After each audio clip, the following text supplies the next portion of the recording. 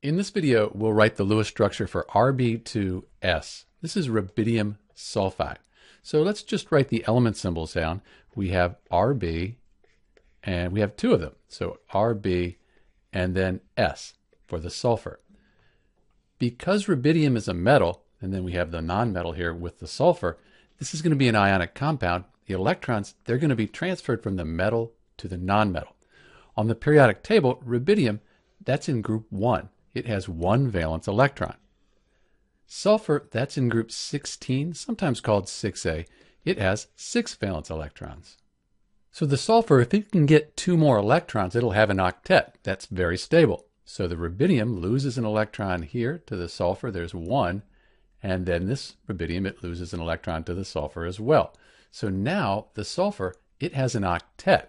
The rubidium, it lost an electron. So electrons are negative. It lost that negative charge, becomes positive.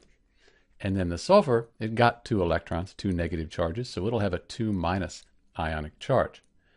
Because the electrons were transferred from the metal to the nonmetal, they weren't shared, we're going to put brackets around the sulfur.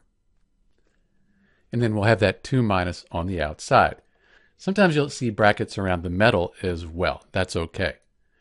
Rubidium sulfide is a crystal, so this is just one formula unit in the crystal.